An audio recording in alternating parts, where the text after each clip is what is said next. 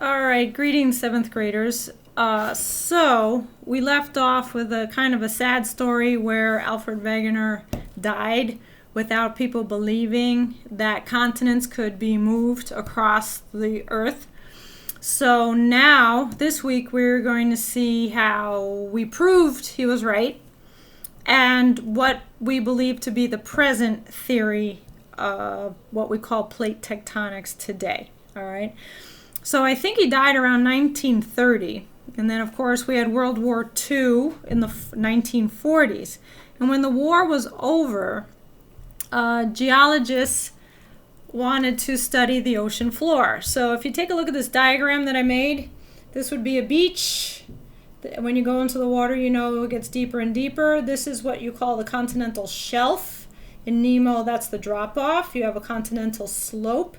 And then you have the ocean floor until you get to another continent. You have your continental slope, shelf, and then you get another beach on the other side. So this could be North America, this could be Europe.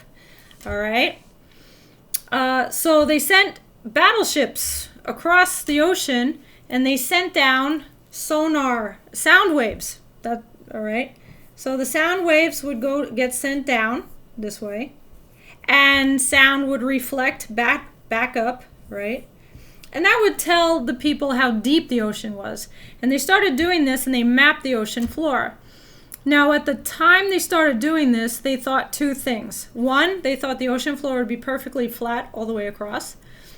They also thought that the rocks that they pulled rocks up from the bottom of the ocean. They thought this would be the oldest rock in the world, the original crust of the earth. And when they did this, they discovered that they were wrong on both parts. Because as they sent the sonar across the ocean, about the middle of the ocean, they discovered that there were these really tall mountain ranges on the bottom of the ocean. This is what we call a mid-ocean ridge.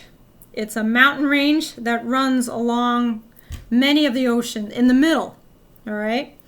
Then the next thing they discovered was when they took rock samples off the ocean floor, these rocks were pretty young, okay? Now when I say young, maybe about 4 million years old, right? And over here they were also about 4 million years old, but over here they might have been about 100 million years old. And over here they were 100 million years old. And then when they got way over here, maybe they were like 200 million years old. And the same thing over here, 200 million years old. So as they went away from the mid-ocean ridge, the rocks got older, and on this side the rocks got older. So a guy by the name of Harry Hess came up with a theory called seafloor spreading. He realized that magma deep inside the earth had the ability to push and break through. This is the crust, right? And here's your mantle. The hot liquid rock, the magma, could actually force its way up through the crust and push the crust apart this way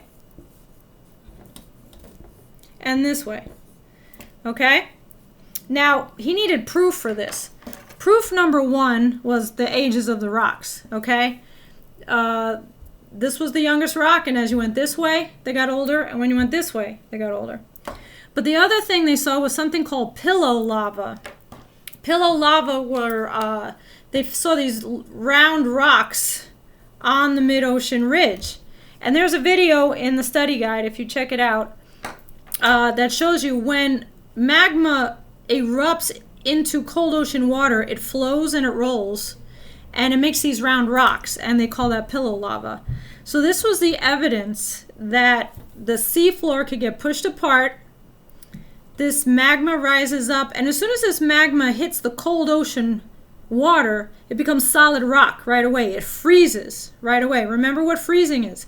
Liquid to solid. So you have this magma, liquid rock, cooling off and becoming solid rock. That created the mid-ocean ridge, and it was able to push the crust apart, and you pushed one continent that way and one continent this way. So seafloor spreading proved that Alfred Wegener was right. You could break apart a supercontinent like Pangaea. And we know now that, at least part of the theory is, we know hot magma rises, cool magma sinks, okay? Just like hot air rises and cool air sinks. Hot water rises, cool water sinks. The coldest water, ocean water, is at the bottom. The cold water sinks because it's more dense. The warmer water is up here. Well, magma does the same thing. Now, this is called a convection current because then when it comes down here, right, it hits the core, and guess what? It heats up again, and it rises. So deep inside the Earth, we have these what are like conveyor belts of magma moving around in circles, and they move the plates apart. All right? So now 3 things can happen with the crust. If the crust breaks apart, we know that the Earth's crust is broken into big pieces we call plates, okay? And that's why it's called plate tectonics. Tectonics means to build, so the Earth is built out of plates. When 2 plates pull apart like this is a divergent boundary, okay? So when I'm going to make a really simple plate here, okay? 2 plates, when they pull apart, this is a divergent boundary. Diverge means to divide, separate, divergent, okay? That's what happens at a mid-ocean ridge, all right? It can also happen on the land. It's happening in Africa as well, and that creates a rift valley. You get a deep valley in here as it pulls apart, okay? Now, if this was the only type of boundary, you would say, is the Earth expanding, getting bigger? It's not. That means that where the plates are pulling apart, there's got to be another place where the plates come together.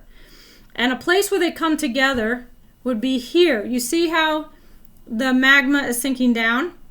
When that happens, it actually pulls the plate down with it, okay? Like this. And what happens here is you get this very deep section on the ocean floor. You see that there? That is called a trench. That is an ocean trench. And what's happening is this plate is going down and under this plate. This is called subduction. What does sub mean? Below, right? Subduction.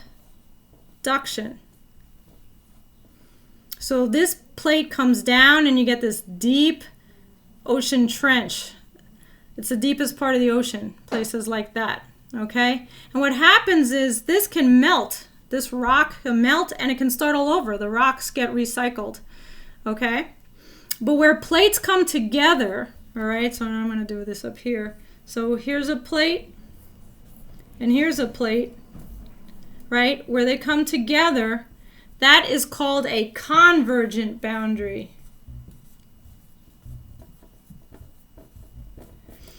And when that happens, you could get this, a trench, or if it happens on the land, if 2 plates come together, okay, I'm going to see if I can do this. I'm going to back this up a little bit. Watch what happens with this paper towel, okay? If I push together, if I push my hands together, let me do it this way. I'm going to push my hands together. Watch what happens. You see that? I made a mountain. That's how we get mountains. When plates push together, that makes a mountain. All right? That's how we get mountains on the land. India is pushing against China, and that creates the Himalayan mountains. Okay? One set of mountains. And finally, there's one more type of boundary. The first one is plates can pull apart. The other one is the plates can come together. But the third one looks like this. That's a plate. That's a plate. Keep in mind, I'm making my plates super simple looking. If they move sideways next to each other like that, Does everybody see that? One up, one down. That's called a transform boundary. And that's what's happening in California. We have San Francisco on this plate and Los Angeles on this plate. And when this plate, this is the Pacific plate, moves northward and slides, that's how they get earthquakes. Okay? The Pacific plate is very large. It's the biggest plate out of the many different plates. They're all named. Okay? And in the middle of the Pacific plate, there's something like a hot spot where magma can poke its way right through the middle of the plate but doesn't separate it. It just pokes a hole right straight through it. And you get volcanoes under the water like this. But that's what made Hawaii.